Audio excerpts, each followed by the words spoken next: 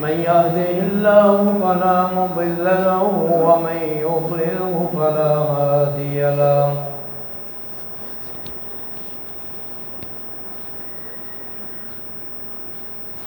وأشهد أن لا إله إلا الله وحده لا شريك له. وأشهد أن محمدا عبده ورسوله.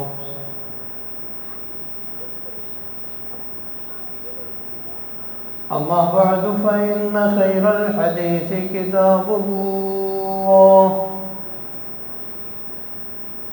وخير الهدي هدي محمد صلى الله عليه وسلم وشر الأمور محدثاتها وكل محدثة بدعة وكل بدعة ضلالة وكل ضلالة في النار. من يطع الله ورسوله فقد رشد واهتدى ومن يعص الله ورسوله فقد ضل وغوى.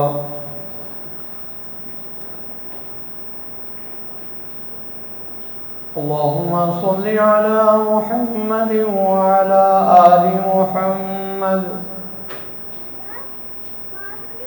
كما صليت على إبراهيم وعلى آل إبراهيم إنك حميد مجيد. اللهم بارك على محمد وعلى آل محمد كما باركت على إبراهيم وعلى آل إبراهيم إنك حميد مجيد.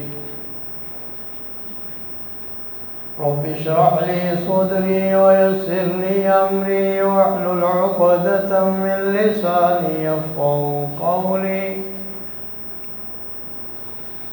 فأعوذ بالله السميع العليم من الشيطان الرجيم.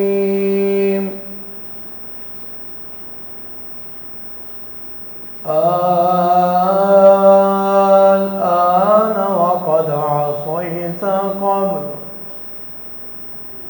وكنت من المفسدين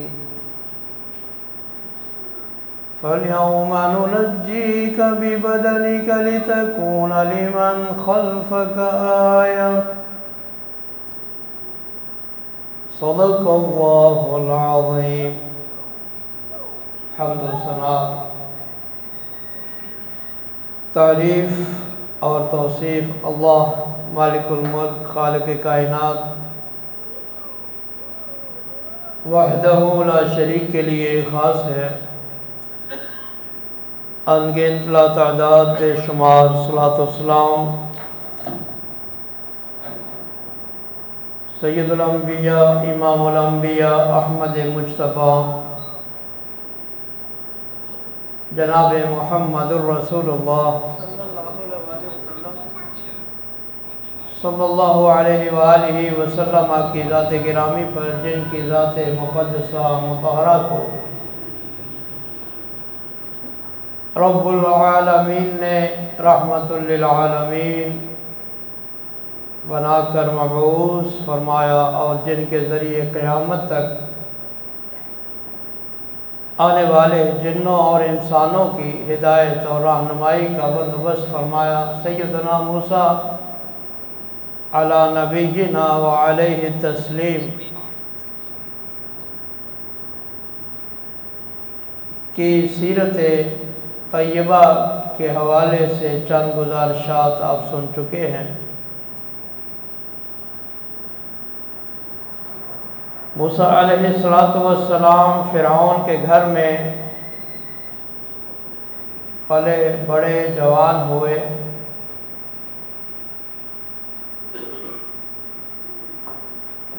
پھر ایک واقعہ ہوا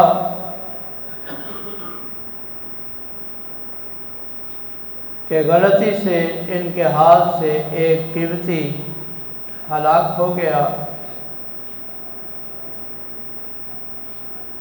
جس کے نتیجے میں موسیٰ علیہ السلام کو مصر چھوڑنا پڑا، مصر سے ہجرت کرنی پڑی۔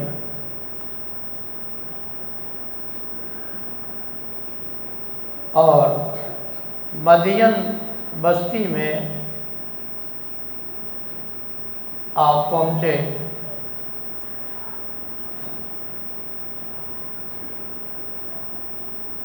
مدین کی بستی میں جناب شعیب علیہ السلام کی صاحبزادی سے آپ کا نکاح ہوا۔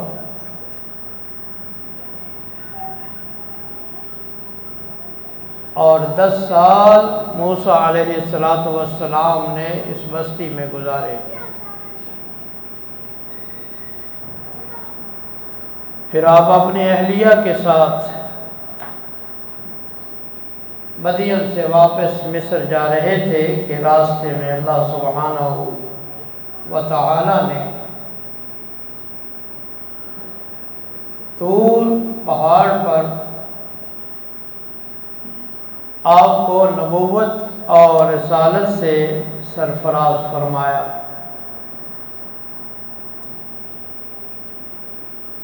اور آپ کو فرعون کے پاس بحیثیت رسول کے جانے کا حکم دیا۔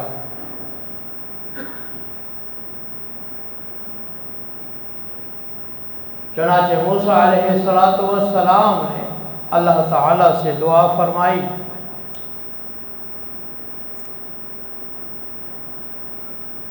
اور اس دعا کو قرآن پاک میں پروردگار عالم نے نقل فرمایا۔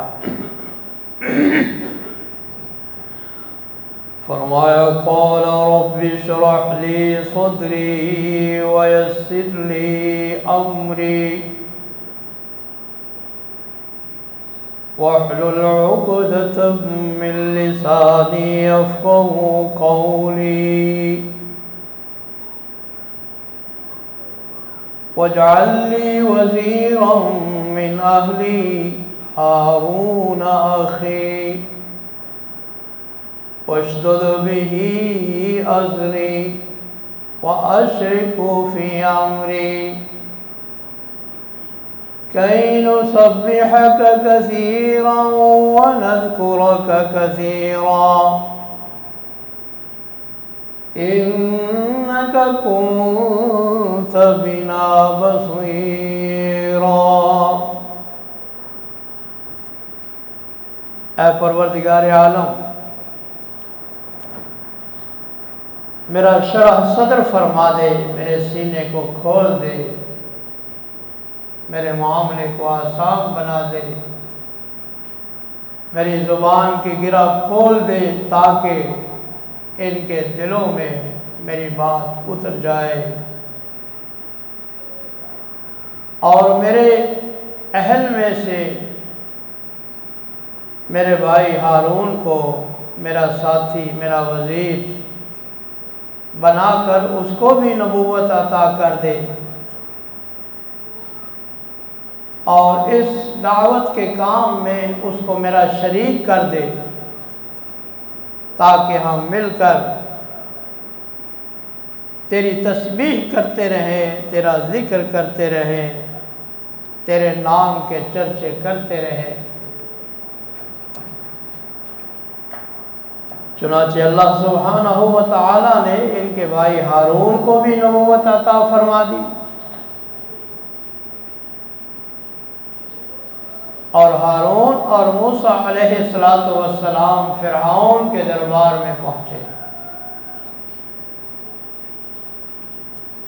اور 2 بنیادی باتیں فرعون کے سامنے رکھی۔ ایک تو دعوت تھی توحید کی کہ رب تو نہیں، رب وہ ہے جو آسمان و زمین کا رب ہے، مشرق و مغرب کا رب ہے، ہمارا اور تمہارا رب ہے۔ پہلی دعوت اللہ کی توحید کی دعوت تھی فرعون کے سامنے۔ اور دوسرا مطالبہ تھا بنی اسرائیل کی آزادی کا کہ ان کو آزادی دی جائے، جن کو فرعون نے غلام بنا کے رکھا ہوا تھا۔ فرعون کو یہ بات پسند نہ آئی، اس نے موسیٰ علیہ السلام کا مقابلہ کیا اور مخالفت، دشمنی، عداوت کی، اور موسیٰ علیہ السلام کی نشانیوں کو دیکھ کر اس نے کہا کہ یہ جادو ہے اور اس کا مقابلہ ہم جادو کے ساتھ کریں گے۔ چنانچہ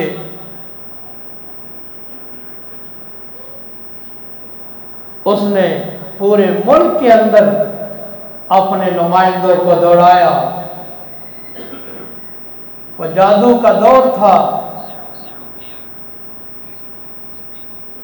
جادوگروں کی کثرت تھی۔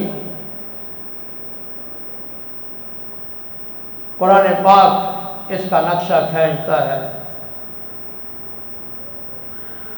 فرمایا قال الملأ من فرعون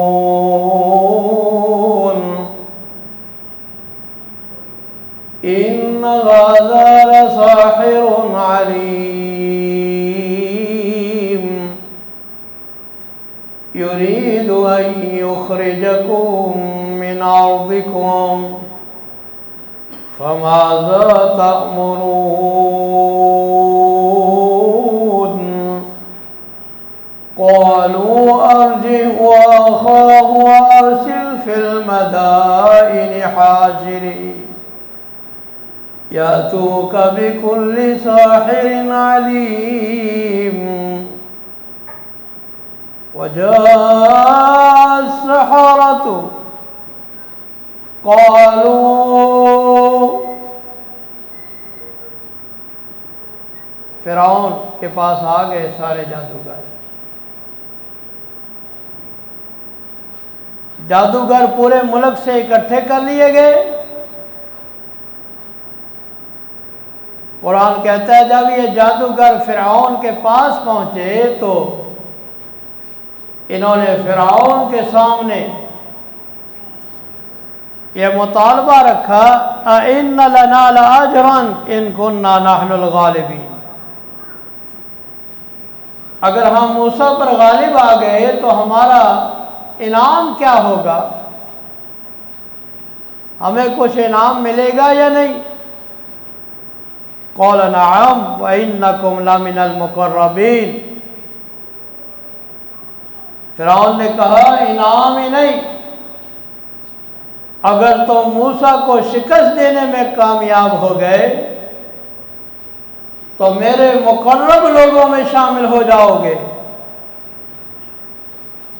چنانچہ ایک دن مقرر کر دیا گیا، وقت مقرر کر دیا گیا، جگہ مقرر کر دی گئی، عوام جمع ہو گئی، جادوگر اکٹھے ہو گئے۔ سورہ طٰہٰ میں اللہ تعالیٰ نے ان جادوگروں کے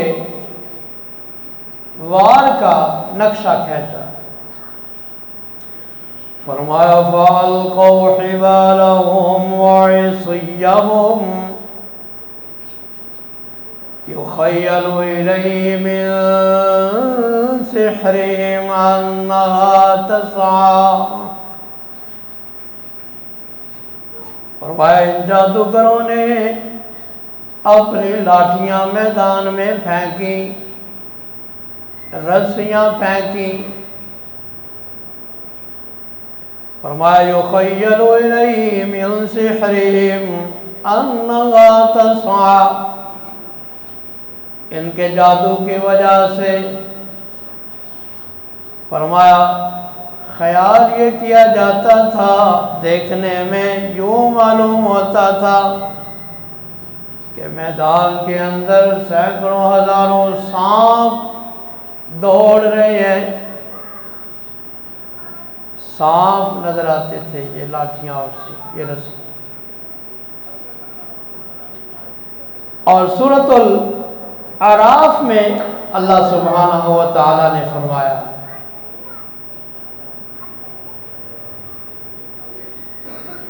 فَلَمَّا أَلْقَوْا سَحَرُوا أَعْيُنَ النَّاسِ وَاسْتَرْهَبُوهُمْ وَجَاءُوا بِسِحْرٍ عَظِيمٍ۔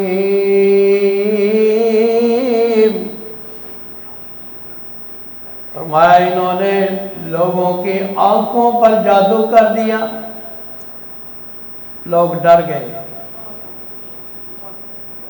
وَجَاءُوا بِسِحْرٍ عَظِيمٍ، فرمایا کوئی معمولی نہیں، بہت بڑا جادو لے کر آئے موسیٰ علیہ السلام کے مقابلے میں۔ ادھر سارے فرعونی آل فرعون جادوگر، اور ادھر اکیلے موسیٰ علیہ السلام باطل کفر والے کثرت میں۔ جناب موسیٰ علیہ السلام اکیلے ہیں۔ قرآن کہتا ہے وَأَوْحَيْنَا إِلَى مُوسَىٰ أَنْ أَلْقِ عَصَاكَ فَإِذَا هِيَ تَلْقَفُ مَا يَأْفِكُونَ۔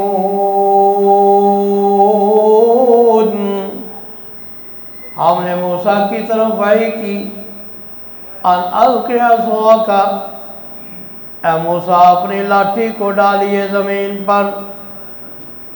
جب موسیٰ علیہ السلام نے اللہ کے حکم سے لاٹھی کو زمین پہ ڈالا تو قرآن کریم بیان کرتا ہے کہ لاٹھی سانپ بن گئی، اژدہا بن گئی، اور نہ صرف اژدہا بنی بلکہ ان کے پھینکے ہوئے رسیوں اور لاٹھیوں کو جو سانپ نظر آتے تھے ان کو نگلنا شروع کر دیا۔ جادوگروں نے دیکھا کہ یہ جو موسیٰ نے لاٹھی کو پھینکا ہے یہ کوئی جادو نہیں، ہمارا مقابلہ جادو کے ساتھ نہیں۔ وہ جادو کو سمجھتے تھے، جادو کو جانتے تھے۔ اللہ اکبر۔ قرآن کہتا ہے فَوَقَعَ الْحَقُّ وَبَطَلَ مَا كَانُوا يَعْمَلُونَ،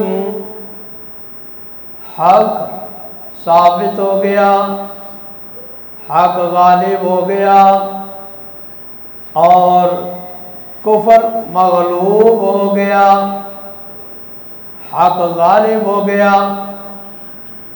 وَأُلْقِيَ السَّحَرَةُ سَاجِدِينَ، اور جادوگر سجدے میں گر گئے۔ قَالُوا آمَنَّا بِرَبِّ الْعَالَمِينَ رَبِّ مُوسَىٰ وَهَارُونَ۔ سجدے میں گر گئے جادوگر، ایمان لانے کا اعلان کر دیا، کہنے لگے ہم رب العالمین پر ایمان لاتے ہیں، اس رب پر ایمان لاتے ہیں جو موسیٰ اور ہارون کا رب ہے۔ ایمان لانے کا اعلان کر دیا انہوں نے۔ چال الٹی ہو گئی فرعون کی ساری۔ قال فرعون آمنتم لك قبل أن آذن لكم إن هذا لمكر مكرتموه في المدينة لتخرجوا منها أهلها وسوف تعلمون لأقطعن أيديكم وأرجلكم من خلاف ثم لأصلبنكم أجمعين۔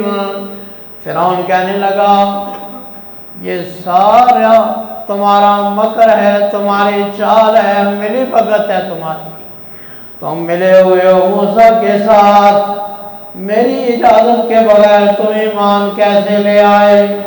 میں کاٹ دوں گا تمہارے ہاتھ پاؤں مخالف سمت سے اور سولی پہ چڑھا دوں گا تم کو۔ ظلم ڈالنے شروع کر دی۔ لیکن اللہ تعالیٰ نے ان جادوگروں کو، ایمان لانے والوں کو استقامت عطا کی۔ میرے عزیز دوستوں اور بزرگوں، اہل باطل ہر دور میں حق والوں پر ظلم ڈھایا کرتے ہیں، لیکن جس کے دل میں ایک مرتبہ اللہ کی توحید سما جاتی ہے، ایمان کی شمع روشن ہو جاتی ہے، اس کے لیے سب سے بڑا اعزاز اور عزت کی بات یہ ہوتی ہے کہ اس کی جان کو اللہ کی راہ کے اندر قربان کر دیا جائے۔ وہ اللہ کی راہ میں گلے کو کٹوا دینا اپنے لیے سب سے بڑی عزت سمجھتا ہے، سب سے بڑا اعزاز سمجھتا ہے کہ اللہ تعالیٰ نے اس کی جان کی قربانی کو قبول کر لیا۔ انہوں نے بھی یہی کہا وَمَا تَنْقِمُ مِنَّا إِلَّا أَنْ آمَنَّا بِاللَّهِ۔ اے فرعون، تو جو کچھ کرنا چاہتا ہے کر لے، یہ انتقام، یہ سزائیں صرف اس لیے ہیں کہ ہم نے اپنے رب کو، اللہ کو اپنا رب مان لیا ہے، اس پر ایمان لے آئے ہیں۔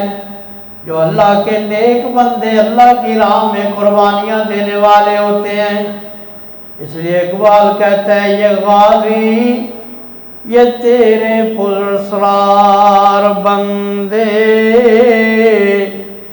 یہ غازی یہ تیرے پراسرار بندے، جنہیں تو نے بخشا ہے ذوق خدائی، زمین کی ٹھوکر سے صحرا و دریا، پہاڑ سمٹ کر پہاڑ ان کی ہیبت سے رائی، دو عالم سے کرتی ہے بیگانہ دل کو، عجب چیز ہے لذت آشنائی۔ جس کے دل میں اللہ کی توحید کی سمجھ آ جاتی ہے، پھر اس کو دنیا کی سزاؤں کی پرواہ نہیں ہوتی، اس کو دنیا کی قربانیوں کی پرواہ نہیں ہوتی، اس کے دل کے اندر دنیا کی کوئی لالچ نہیں ہوتی، اس کو صرف اور صرف اپنے رب کی رضا چاہیے۔ میرے عزیز دوستوں اور بزرگوں، فرعون نے بڑے ظلم ڈھائے ایمان والوں پر۔ اللہ تعالیٰ نے اس کو سبق سکھانے کے لیے مختلف عذاب بھیجے، کبھی قحط سالی کا عذاب، کبھی کسی طرح کا عذاب، کبھی کسی طرح کا عذاب۔ سورۃ الاعراف میں اللہ تعالیٰ نے ان عذابوں کو تفصیل سے بیان کیا۔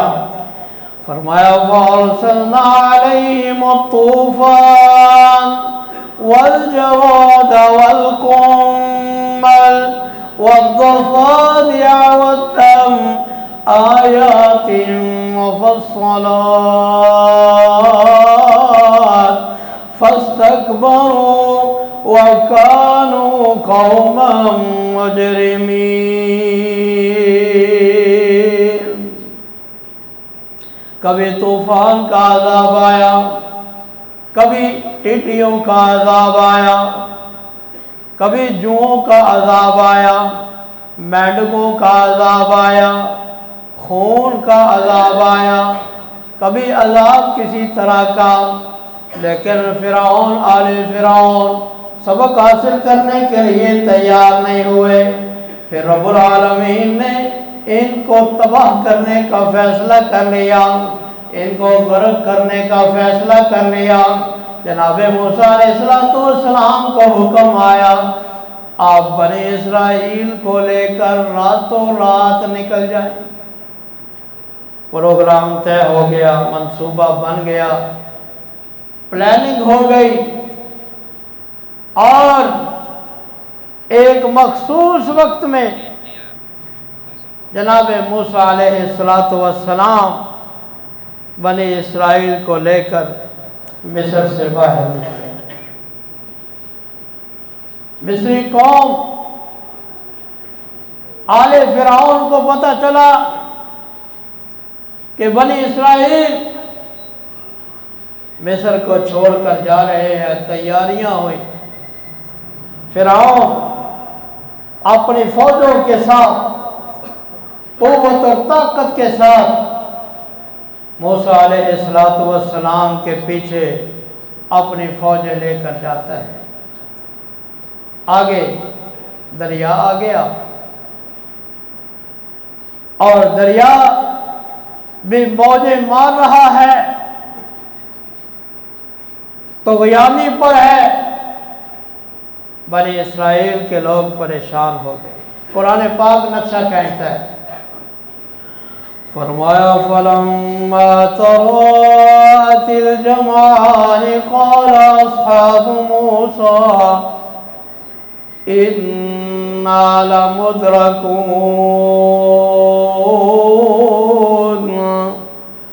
قَالَ كَلَّا إِنَّ مَعِيَ رَبِّي سَيَهْدِينِ۔ اللہ فرماتے ہیں جب دونوں گروہ اکٹھے ہو گئے تو موسیٰ علیہ السلام کے ساتھی پریشان ہو کر کہنے لگے، اِنَّا لَمُدْرَكُونَ، ہم تو پکڑے گئے، ہم تو مارے گئے۔ آگے دریا ہے، پیچھے فرعونیوں کا لشکر ہے۔ جناب موسیٰ علیہ السلام اس لمحے کے اندر بھی گھبرائے نہیں، فرمایا کلا ان معی ربی سیہدین، ہرگز نہیں، میرے ساتھ تو میرا پروردگار ہے، میرے ساتھ میرا رب ہے، وہ مجھے ضرور راہ دکھائے گا۔ اللہ سبحانہ وتعالی نے فرمایا، اے موسیٰ اضرب بعصاک البحر، اے موسیٰ اس اپنے لاٹھی کو سمندر پر مارو، دریا پر مارو، پانی کے اوپر مارو نا۔ جناب موسیٰ علیہ السلام نے اللہ کے حکم سے لاٹھی کو مارا، فرمایا فَانْفَلَقَا فَكَانَ كُلُّ فِرْقٍ كَالطَّوْدِ الْعَظِيمِ۔ قرآن نقشہ کہتا ہے، فرمایا پانی اپنی اپنی جگہ پر ہٹ گیا نا، پانی پھٹ گیا، راستے بن گئے، پانی اپنی اپنی جگہ پر رک گیا۔ فرمایا ان راستوں کے درمیان دریا کا پانی اس طرح رکا ہوا تھا جس طرح کے کوئی پتھر کے تودے اور پتھر کی چٹانیں اپنی جگہ پر رکی ہوتی ہیں۔ فرمایا راستے بن گئے، دریا کے اندر راستے بن گئے۔ جناب موسیٰ علیہ السلام بنی اسرائیل دریا میں داخل ہو گئے، دریا سے پار ہو رہے ہیں۔ یہ دریا کے پار ہوئے، ادھر فرعون کا لشکر بھی پہنچ گیا۔ اس نے دیکھا دریا کے اندر راستے بنے ہوئے ہیں، اس نے بھی اپنے لشکر کو دریا میں ڈال دیا، کہا تم بھی پار ہو جاؤ۔ اب فرعون کا لشکر دریا میں ہے، موسیٰ اور بنی اسرائیل دریا سے پار ہو چکے ہیں۔ اللہ تعالیٰ نے دریا کو چلنے کا حکم دیا، پانی کو بہہ جانے کا حکم دیا۔ وہی دریا جو موسیٰ علیہ السلام کے لیے راستہ بناتا ہے، وہی دریا فرعون اور آل فرعون کو غرق کرنے کا سبب بنے، وہی ان کی موت کی آماجگاہ بن رہا ہے۔ اللہ تعالیٰ نے قرآن کریم میں اس کا نقشہ بھی کھینچا سورہ یونس میں، فرمایا فَأَتْبَعَهُمْ فِرْعَوْنُ وَجُنُودُهُ بَغْيًا وَعُدْوَانًا فَأَتْبَعَهُمْ فِرْعَوْنُ وَجُنُودُهُ بَغْيًا وَعُدْوَانًا حَتَّى إِذَا أَدْرَكَهُ الْغَرَقُ قال آمنت أنه لا إله إلا الذي آمنت به بنو إسرائيل وأنا من المسلمين۔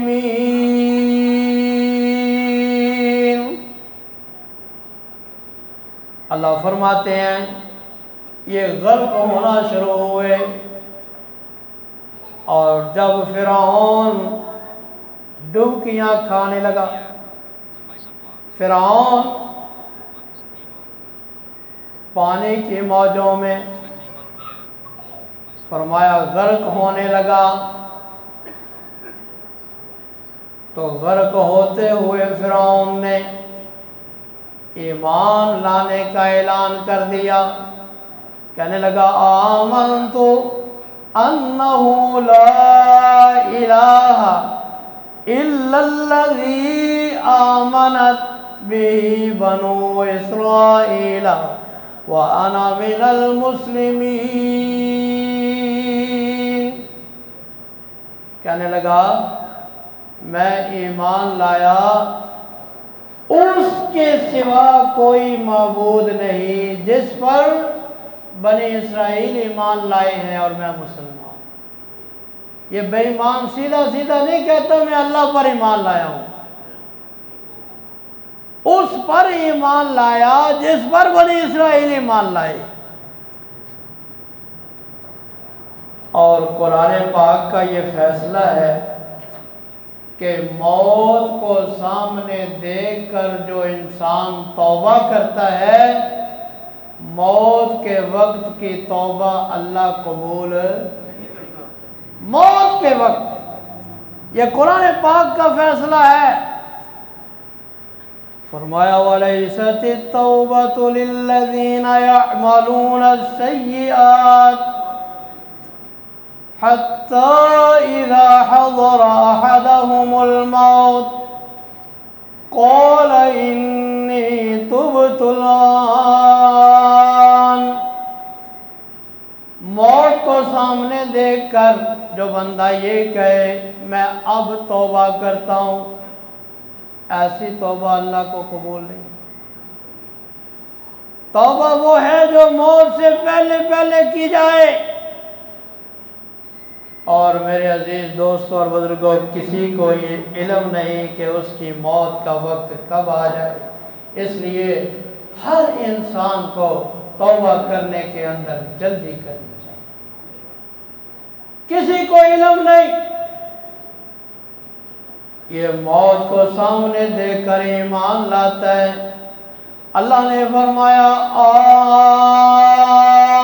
الآن وَقَدْ عَصَيْتَ قَبْلُ وَكُنْتَ مِنَ الْمُفْسِدِينَ۔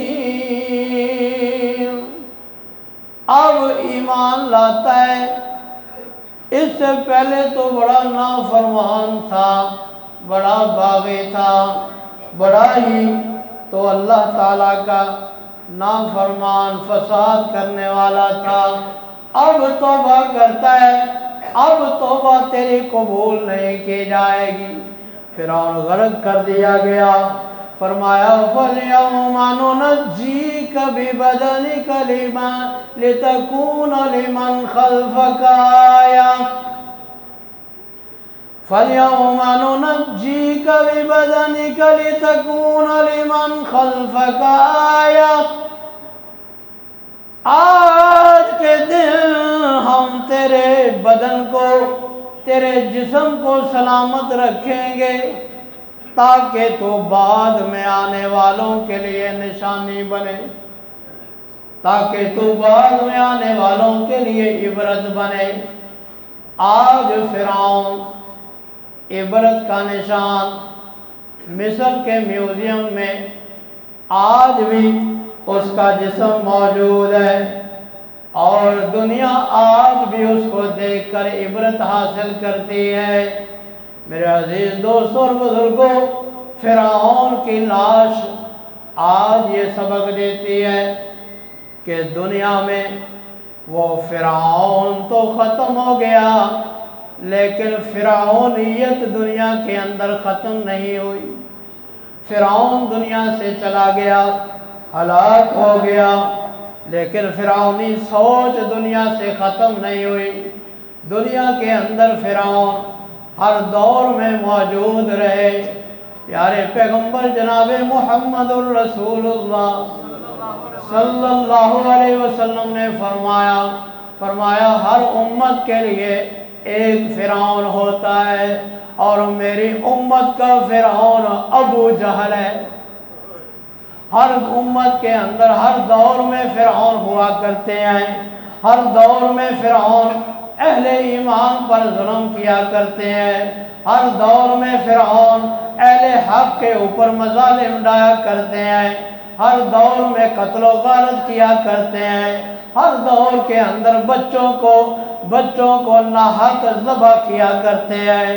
آج کے دور کا فرعون امریکہ، آج کے دور کا فرعون بن نیتنیاہو، آج کے دور کا فرعون مودی، آج کے دور کے فرعون یہ کافر سارے کے سارے جو اس وقت فلسطین میں، کشمیر میں اور دنیا کے ہر خطے میں مسلمانوں پر مظالم ڈال رہے ہیں، اور بمباری کر کے معصوم بچوں کو، عورتوں کو، بے گناہ لوگوں کو اپنے ظلم و ستم کا نشانہ بنا رہے ہیں۔ یہ اس دور کے فرعون ہے۔ میرے عزیز دوستوں بزرگوں، فرعون تو آج موجود ہے، لیکن آج کے دور کے موسیٰ نظر نہیں آتے۔ آج موسیٰ نظر نہیں آتے جو ان فرعونوں کی آنکھوں میں آنکھیں ڈال کر یہ کہیں کہ رب السماوات والارض، رب المشرق والمغرب، تم خدا نہیں، ہم اس رب کو ماننے والے ہیں جو آسمان و زمین کا رب ہے، جو مشرق اور مغرب کا رب ہے۔ آج ان فرعونوں کے سامنے کھڑے ہونے والا کوئی نہیں۔ آج مسلمان سوائے دعاؤں کے اور ان کے لیے کچھ بھی کرنے پر قادر نہیں۔ پوری دنیا کا مسلمان سسک رہا ہے، بلک رہا ہے، رو رہا ہے، سجدوں میں سر رکھ رکھ کے آنسو بہا رہا ہے، ان مظلوموں کے لیے، ان بچوں کے لیے، ان خواتین کے لیے، ان مسلمانوں کے لیے۔ لیکن آج دنیا راستہ دیکھتی ہے، ایسے حکمرانوں کی راستہ دیکھتی ہے کہ جو ان فرعونوں کی آنکھوں میں آنکھیں ڈال کر ان کا مقابلہ کر سکے، ان کے سامنے کھڑے ہو سکے۔ میرے عزیز دوست اور بزرگوں، کھڑا ہونا ایک ایمان والے کا کام ہے، فرعونوں کو غرق کرنا، تباہ و برباد کرنا یہ رب العالمین کا کام ہے۔ اللہ تعالیٰ کے خزانوں میں کوئی کمی نہیں، اللہ کے لشکروں میں کوئی کمی نہیں، اللہ کی نصرت، اللہ کی مدد آج بھی منتظر ہے۔ صرف اللہ میرا اور آپ کا، مسلمانوں کا امتحان لے رہا ہے کہ کون ہے جو اللہ تعالیٰ کے لیے، اللہ تعالیٰ کے دین کے لیے، اللہ کے دشمنوں سے ٹکرانے کی ہمت رکھتے ہو، ان کے آنکھوں میں آنکھیں ڈالنے کی ہمت رکھتے ہو۔ اللہ تعالیٰ ایسے لوگوں کو دیکھنا چاہتا ہے۔ یہ واقعات قرآن میں ایسے بیان نہیں ہوئے، یہ کوئی قصے کہانیوں کی باتیں نہیں جو بچوں کو سنا کر صرف ان کو سلا دیا جائے۔ ان واقعات کے اندر قیامت تک کے لیے عبرت ہے، سبق ہے۔ اللہ تعالیٰ نے یہ واقعات میرے اور آپ کے لیے بیان فرمائے۔ آئیے ہم اپنی ذمہ داریوں کو سمجھیں اور دنیا کے موجودہ فرعونوں کے خلاف اپنی ذہن سازی کریں، اپنے ایمان کو مضبوط کریں، اپنے اعمال کو درست کریں اور تقوی اور پرہیزگاری کی زندگی کو اختیار کریں۔ اللہ تعالیٰ کے دشمنوں کا اعلیٰ کار بننے سے اپنے آپ کو بچائیں۔ اللہ مجھے اور آپ کو توفیق عطا فرمائے۔ آخر